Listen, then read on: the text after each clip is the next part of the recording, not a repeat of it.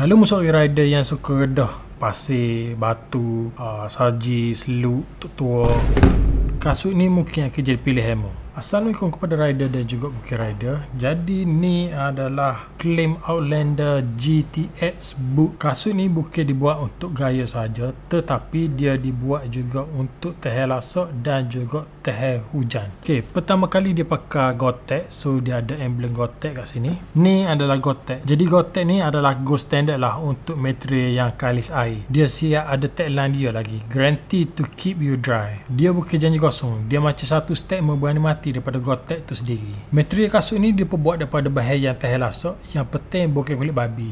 Lepas tu dia ada 3M Scotchlite C790. Nak tahu apa pula 3M Scotchlite C370 ni. 3M Scotchlite C790 ni adalah reflektor belakang kasut ni. Jadi kalau murat waktu kabus sekalipun orang akan nampak reflektor ni. Untuk safety pula, dekat depan ni dia ada TPU dan juga dekat ankle ni pun dia ada TPU sekali. Lepas tu dalam dia pula mempunyai XRD Impact Protection. Mudah kata foam dalam ni lah. Jadi dia akan protect punya kaki. Yang paling best dia menggunakan bawah fitting system.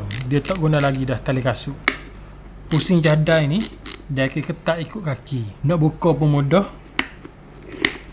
Jadi kalau nak solat pun mudah lah ni. Jadi tak ada alasan. Jadi kalau nak berhenti nak pergi solat, kalau nak pergi toilet kalau ni mudah. Dan yang paling penting, jangan tinggal solat. Solat tu penting. Ni dah lama kau dah tak solat pula. Kau dah marupik duan-duan tepi masjid tu pun berhenti solat maya dulu. Dah tu kalau memutus besar, Allah bagi pinjam, cakap tak boleh solat tau. Anyway, balik kepada review tadi. Liner dalam dia ni boleh serap peluh dan juga boleh bernafas. Insole dalam dia ni boleh cabut dah basuh. Lepas tu dia pula pakai teknologi Nest Fit. Maknanya kasut ni dia akan ikut bentuk kakimu. Jadi mostlynya kasut ni dia akan sesuai dengan semua jenis kaki lah. Kasut ni bukan sekadar gaya, tapi dia disertifikasi dengan CE Standard EN13-34 2017. Jadi kualiti dia bukan bandar pasal malam bro. Jadi sini kata claim Outlander ni bukan sekadar kasut, tetapi dia macam protection untuk kakimu. Selesa, tahan lasak, nampak ganas dan juga kalis air. Kalau mu jenis rider tak boleh duduk dia, ni adalah kasut untukmu. Boleh pakai awak pergi ride mana-mana saja. Nak ride tempat panas boleh pakai ni. Nak ride tempat sejuk boleh pakai ni. Nak ride tempat basah boleh pakai ni. Nak ride tempat berseluk pun boleh pakai ni.